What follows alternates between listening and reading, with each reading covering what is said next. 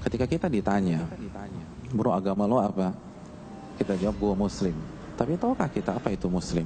Tahukah kita apakah itu Islam? Ketika seseorang tidak tahu apa makna dari agamanya, maka dia tidak akan berjalan di atas pondasi agamanya tersebut. Islam, satu kata, menyerah. A'udzu billahi minasyaitonir rajim. Qul inna salati wa nusuki wa mahyaya wa mamati lillahi rabbil alamin la syarika lahu wa bidzalika umirtu wa ana awwalul muslimin. Aku tidak serahkan kepada dunia, aku tidak serahkan kepada manusia, aku tidak serahkan kepada tahta, aku serahkan kepada Allah Subhanahu wa taala. Wa bidzalika umirtu, dan itu yang diperintahkan kepada diriku. Wa ana awwalul muslimin, dan aku adalah orang Islam pertama. Silakan cek mushaf terjemahan kita, apa arti dan aku orang Islam pertama? Kita akan dapatkan aku adalah orang yang pertama kali menyerah kepada Allah atau berserah diri kepada Allah Subhanahu wa taala. Inilah yang diminta oleh Nabi Ibrahim alaihissalam, muslimaini lak wa min dzurriyyatina ummatan muslimah, dan jadikan anak keturunan kami semuanya sebagai umat yang menyerah kepada dirimu. Rabbana waj'alna muslimaini lak wa min dzurriyyatina ummatan muslimatan lak.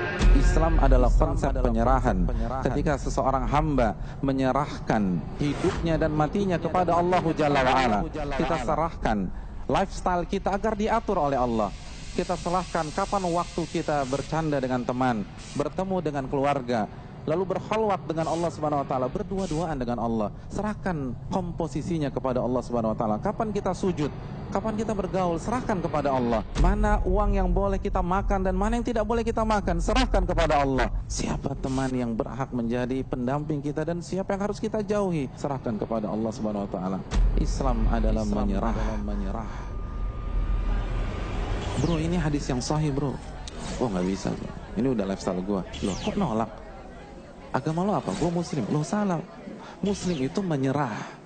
Kalau menolak itu rafid, sekali lagi. Harusnya anak ganti nama, gue rafid gitu loh. Nah, itu cocok. Tapi kalau muslim tapi bantah ayat, nolak hadis. Tapi kenapa banyak orang udah jelas ini haram, tapi masih saya pikir-pikir dulu. Ayatnya itu sami'na wa ata'na. Dia baca sami'na wa pikir-pikirna lah. Dia pikir-pikir dulu sampai dia, subhanallah. Nggak pantas kata Allah, nggak pantas. Siapa yang nggak pantas? Seorang mukmin, seorang muslim, baik laki-laki maupun wanita, jika dia sudah berhadapan dengan firman Allah, keputusan Allah, ketetapan Allah, lalu dia mencari plan B, plan C, plan D dari kepala mereka, dari hawa nafsu mereka, dari kepentingan mereka, nggak pantas kata Allah.